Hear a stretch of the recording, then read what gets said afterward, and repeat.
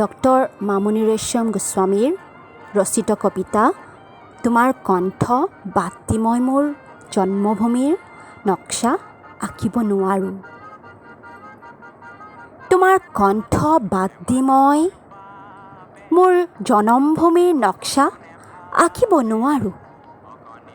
তোমাৰ কণ্ঠ বিয়পি আছে মোৰ আইৰ আকাশত, বতাহত, বুঢ়ালুইতৰ উত্তাল বুকুত, ধনশিৰিৰ ৰেশ্মা বালিত, বুঢ়ীদিহিঙৰ ধবল ঘাটত, দিখৌৰ তাম্বৰণীয়া ঢলত, লখিমপুৰৰ ৰঙানদীৰ ৰিহাৰ আঁচলত, জগলীয়াৰ সোণালী পানীত। ভূপেন দা, তোমাৰ কণ্ঠ বাদ দি মই মোৰ জন্মভূমিৰ নক্সা আঁকিব নোৱাৰোঁ। ক'ত জন্ম হ'ল এই কণ্ঠৰ? কৰ্দমত নে অমৃতত? নাই, এয়া মোৰ প্ৰশ্ন নহয়। কিন্তু কেনে কণ্ঠ এয়া, যি কণ্ঠই অমৃত হৈ স্পৰ্শ কৰে মোৰ জনমভূমিৰ অগণন হৃদয়ক?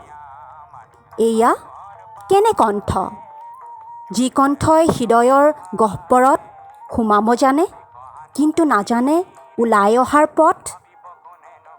মই জানো হৃদয়ক জয় কৰা নাযায় বুদ্ধিৰে নাইবা বাৰুদ আৰু ৰাজনীতিৰ চমৎকাৰ খেলেৰে।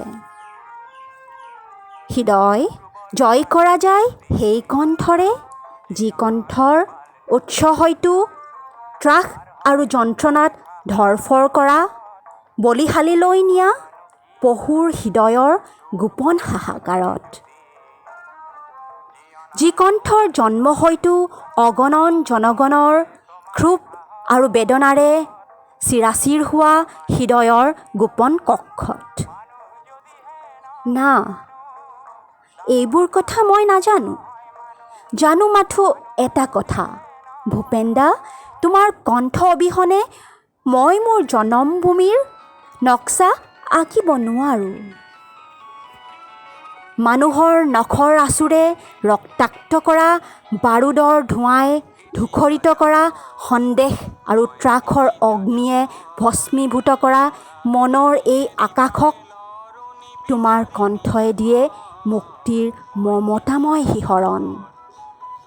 এই কণ্ঠত আশা আছে, আছে মানৱ প্ৰেমৰ এক ব্যাকুল আহ্বান।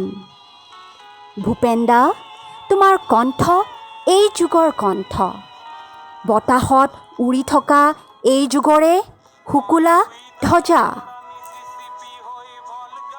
এই শুকুলা ধ্বজাৰ তলত আছে মোৰ জন্মভূমিৰ শত শত জনগণ। ভূপেন দা, তোমাৰ কণ্ঠ, যি কণ্ঠ হৃদয়ত সোমাব পাৰে কিন্তু নাজানে ওলাই অহাৰ পথ।